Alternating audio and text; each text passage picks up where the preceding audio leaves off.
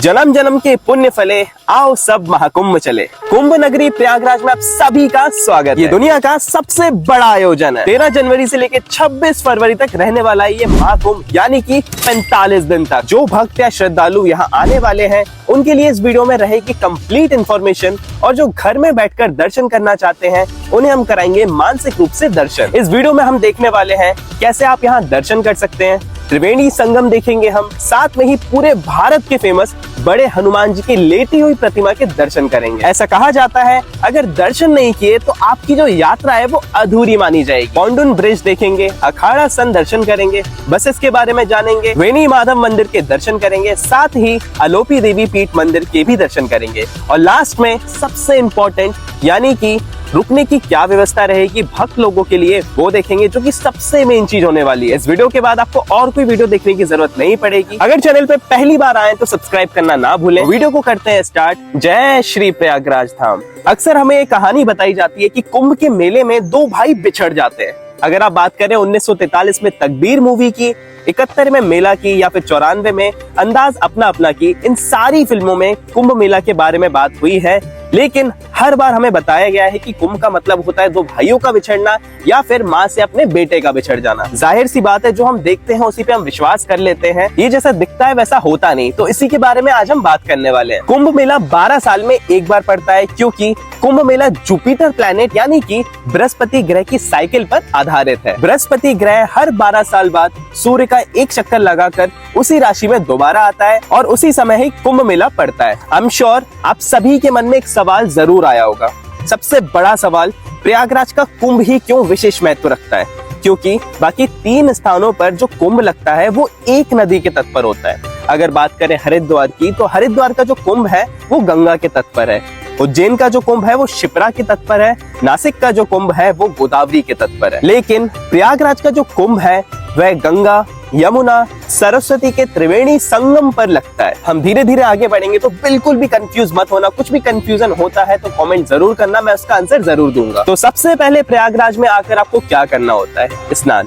ये त्रिवेणी संगम है। ये जितनी भी नाव यहाँ पे दिख रही है ना, ये सब त्रिवेणी संगम की तरफ जा रही है। अब बात करते हैं नाव की। अगर आपको अपने पैसे बचाने हैं तो आप क्या कर सकते हो, शेयरिंग में नाव ले सकते हो और लोगों के साथ, जिसमें कॉस्टिंग लगभग 50 रुपए से लेके 100 रुपए के बीच में आती है। बट अगर आप अपनी पर्सनल स्पेस चाहते हो या फिर फैमिली के साथ हो तो आप पर्सनल नाव ले सकते हो, जिसकी प्राइस 500 से लेके 600 के बीच में पड़ेगी। आपकी स्क्रीन पे प्रॉपर डिटेल्स आ रही होंगी, यहाँ पे पूरी इन्फॉर्मेशन एग्जैक्ट लिखी हुई है। तो आप देख सकते हैं यहाँ पे चारों तरफ नाव देखने को मिलेगी। ये लीजिए, दर्शन कीजिए त्रिवेणी संगम के, जिसके दर्शन करने के लिए पूरे दुनिया भर के लोग आते हैं। आप देख सकते हो जो गंगा जी का कलर है वो सफेद रंग है, यमुना जी श्याम रंग की है और सरस्वती जी अदृश्य है। यही यहाँ के लोगों का कहना है। और यहीं पे स्नान किया जाता है, जो कि सबसे प्योर माना जाता है, सबसे ज्यादा शुद्ध। कुंभ में स्नान का इतना महत्व क्यों रहता है? पुरानी किताबों में बताया गया है, जब ऋषि दुर्वासा जी के श्राप से देवता कमजोर हो गए और राक्षसों से हार गए, तो भगवान विष्णु ने देवताओं को दैत्यों के साथ क्षीर सागर पर्वत का मंथन करके अमृत निकालने के लिए सलाह दी, ताकि अमर हो सके,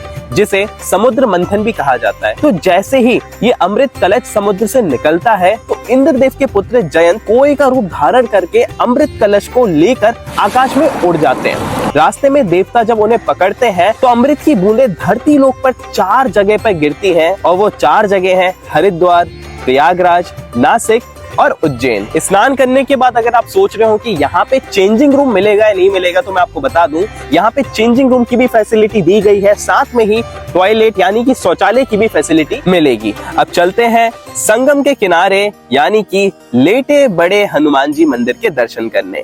यहाँ के दर्शन किए बिना अधूरा माना जाता है गंगा स्नान। माना जाता है हनुमान जी की ये प्रतिमा दक्षिण मुखी और 20 फीट लंबी है। ये भी माना जाता है कि धरातल से कम 6 से 7 फीट नीचे है। संगम नगरी में इन्हें बड़े हनुमान जी, किले हनुमान जी, लेटे हनुमान जी और बांध वाले हनुमान जी के नाम से जाना जाता है। इस प्रतिमा के बारे में ऐसा माना जाता है कि इनके बाएं पैर के नीचे कामदा देवी और दाएं पैर के नीचे आदि रावण दबा है। उनके दाएं हाथ में राम लक्ष्मण और बाएं हाथ में गदा शामिल है। बजरंगबली यहाँ आने वाले सभी भक्तों की मनोकामनाएं पूर्ण करते हैं। अब आपने भी दर्शन कर लिए हैं तो आप भी कुछ जल्दी से मांग लो। यहाँ के बारे में ऐसा कहा जाता है कि लंका पर जीत हासिल करने के बाद जब हनुमान जी लौट रहे थे तो रास्ते में उन्हें थकान हुई, तो सीता माँ के कहने पर वह यहाँ संगम के तट पर लेट गए। इसी को ध्यान में रखते हुए यहाँ पे हनुमान जी का मंदिर बन गया। ये आप सड़कें जो देख रहे हैं ये महाकुंभ के लिए ही स्पेशली बनाई गई है, वरना यहाँ पे मिट्टी हुआ करती थी। कुंभ का मेला है तो आपको बहुत चलना पड़ेगा, ये चीज आपको दिमाग में रखनी पड़ेगी। सर्दी का मौसम भी है प्रयागराज में, तो गर्म कपड़े लेकर भी आने पड़ेंगे। और यही है पॉन्टून ब्रिज और यहीं से है मेला जाने का रास्ता। यहाँ पे मैं आपको बता दूं 30 पॉन्टून ब्रिज बनाए गए हैं, इसको पीपा पुल भी बोला जाता है। अब बात करते हैं अखाड़ास की। ये महाकुंभ का सबसे मुख्य स्थल है। जो भी महाकुंभ आते हैं वे इन संतों के दर्शन जरूर करते हैं। ये एरिया की अगर बात करें तो 30 किलोमीटर में फैला हुआ है एरिया। ये पेशवाई क्या होता है?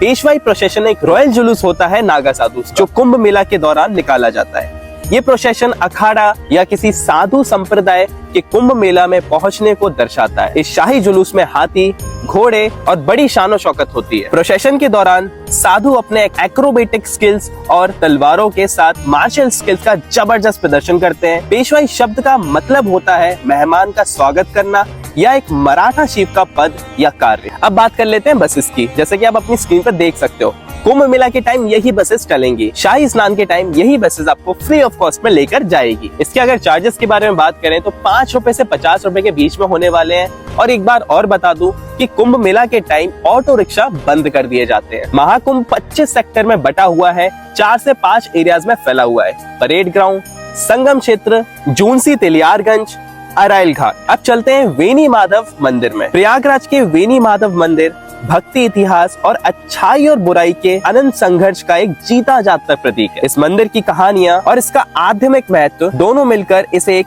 ऐसी जगह बनाता है जिसे हर वो इंसान जरूर देखना चाहिए जो आत्मा की शांति और भारत के धरोहर का एक झलक चाहता है। चाहे आप एक सच्चे भक्त हो या जिज्ञासु यात्री, वेनी माधव मंदिर आपको विश्वास, अद्भुत अनुभव और खोज की यात्रा का आनंद जरूर देगा। इसका एड्रेस आप स्क्रीन पर देख सकते हो। अब चलते हैं अलोपी देवी पीठ। प्रयागराज का अलोपी देवी मंदिर एक ऐसी जगह है जिसका लोगों के दिलों में एक अलग ही महत्व है।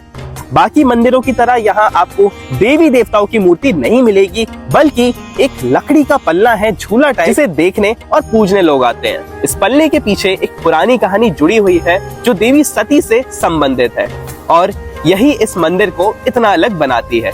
ये मंदिर प्रयागराज के बीचों बीच 3 बड़े नदियों के संगम के पास स्थित है और जो भी प्रयागराज आता है उसके लिए ये मस्ट विजिट प्लेस है। अगर आपको इतिहास, रहस्य और भक्ति की एक अनोखी मिक्स फील करनी हो तो आपको अलोपी देवी मंदिर जरूर आना चाहिए। अब करते हैं सबसे मेन बात जिसका आप बेसब्री से इंतजार कर रहे थे कि वहाँ पे रोके कहाँ, स्टे कहाँ पे करें, क्योंकि यहाँ पे बहुत सारे टेंट लगाए गए हैं। आप देख सकते हो काफी अलग अलग टेंट है। यहाँ पे हीटर भी दिए गए कुछ टेंट में, तो अपने कन्वीनियंस के अकॉर्डिंग आपको यहाँ पे टेंट लेना होगा। यहाँ पे डीलक्स मिलेगा, सुपर डीलक्स मिलेगा, विला भी मिलेगा और दरबारी भी मिलेगा।